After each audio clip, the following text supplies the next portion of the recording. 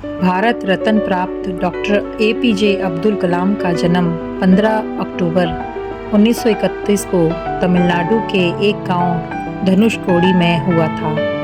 इनके पिता मछुआरों को किराए पर नाव देते थे। कलाम ने अपनी पढ़ाई के लिए धन की पूर्ति हेतु अखबार बेचने का कार्य भी किया। डॉक्टर कलाम साहब ने जीवन में अनेक चुनौतियों का सामना किया। उनका जीवन सदा संघर्षशील रहने वाले एक ऐसे व्यक्ति की कहानी है जिसने कभी हार नहीं मानी तथा देश हित में अपना सर्वस्व निछावर करते हुए सदा उत्कृष्टता के साथ पथ पर चलते रहे। 71 वर्ष की आयु में भी वे अथक परिश्रम करते हुए भारत को सुपर पावर बनाने की ओर प्रयासरत थे। भारत रत्न डॉक्टर अब्दुल कलाम भारत के 11वें राष्ट्रपति बने। वे भारत रत्न से सम्मानित होने वाले तीसरे राष्ट्रपति हैं। भारत के मिसाइल कार्यक्रम के जनक डॉक्टर कलाम ने देश को अग्नि एवं पृथ्वी जैसी मिसाइलें देकर चीन और पाकिस्तान को इनकी रेंज में लाकर दुनिया को चौंका दिया। एक बार एयरफोर्स से पायलट के साक्षात्कार में 90वें नंबर पर आने के कारण कुल 8 प्रत्याशियों का ही चयन करना था। उन्हें निराश होना पड़ा था। वे ऋषिकेश बाबा शिवानंद के पास चले गए एवं अपनी व्यथा उन्हें सुनाई। बाबा ने उन्हें कहा, accept your destiny and go head with your life. You are not destined to become an air force pilot. What you are destined to become is not revealed now, but it is predetermined. Forget this failure, as it was essential to lead you to your existence. Become one with yourself, my son. Surrender yourself to the wish of God. बाबा शिवानंद का कहने का अर्थ ये था कि असफलता से निराश होने की आवश्यकता नहीं। ये असफलता आपकी दूसरी सफलताओं के द्वार खोल सकती है। तुम्हें जीवन में कहाँ पहुँचना है इसका पता नहीं। आप कर्म करो, ईश्वर पर विश्वास करो।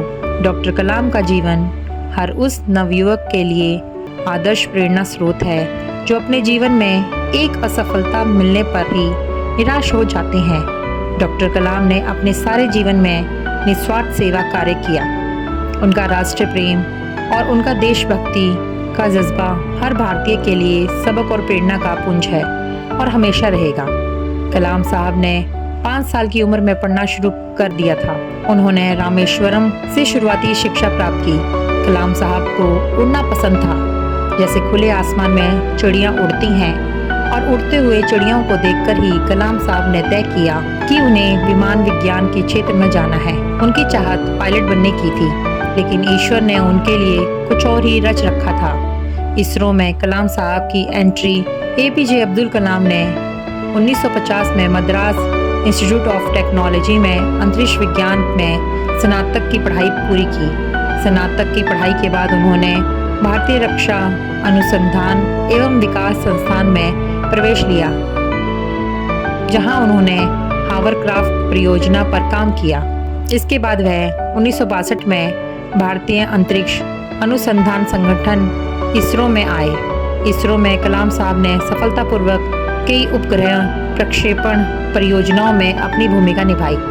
एपीजे अब्दुल कलाम को क्यों कहा जाता है मिसाइल मैन? इसरो में एपीजे अब्दुल कलाम ने परियोजना निर्देशक के तौर पर भारत के पहले स्वदेशी उपग्रह प्रेक्षण यान SLV-3 के निर्माण में महत्वपूर्ण भूमिका निभाई थी। इस यान से भारत ने रोहिणी उपग्रह सफलतापूर्वक अंतरिक्ष में भेजा था। इस मिसाइल को बनाने में उन्होंने कड़ी मेहनत की थी, जिस वजह से उन्हें मिसाइल मैन कहा गया। इसके बाद कलाम साहब ने देश को कई सारी मिसाइलें दी। एपीजे अब्दुल कलाम जुलाई 1992 में भारतीय रक्षा मंत्रालय में वैज्ञानिक सलाहकार बने। कलाम साहब के नेतृत्व में भारत ने 1998 में पोखरण में अपना दूसरा सफल परमाणु परीक्षण किया और इससे पूरी दुनिया को महाशक्तिशाली बनने का एहसास दिलाया। इस मिशन में कलाम साहब ने अभूतपूर्व योगदान दिया था। कलाम साहब का राजनीतिक सफर। एपीजे अब्दुल कलाम 18 जुलाई 2002 को देश के 11वें राष्ट्रपति बने। राष्ट्रपति बनने के बाद भी कलाम साहब के स्वभाव में कोई बदलाव नहीं आया और इसी के बदौलत उन्हें जनता के राष्ट्रपति की उपाधि मिली। कलाम साहब ने राष्ट्रपति भवन के दरवाजे जनता के लिए खोल दिए।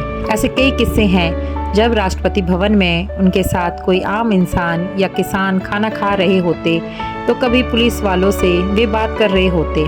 कलाम साहब 2007 तक राष्ट्रपति रहे। राष्ट्रपति के पद से मुक्त होने के बाद एपीजे अब्दुल कलाम ने देश के विभिन्न कॉलेज संस्थानों में काम किया। उन्होंने लोगों के बीच रहना पसंद किया। वे हमेशा देश के नागरिकों से मिलते थे। कलाम साहब ने कई पुस्तकें लिखी हैं। उनकी पुस्तकें लोगों के बीच काफ़ी लोकप्रिय हुई। कलाम साहब का सपना 2020 तक भारत को शक्तिशाली और आर्थिक रूप से समृद्ध बनाना था।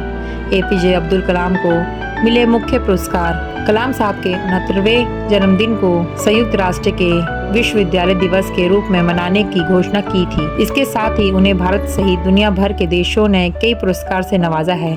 भारत सरकार ने उन्हें 1997 में भारत रत्न, 1981 में पद्म भूषण और 1990 में पद्म विभूषण से सम्मानित किया था।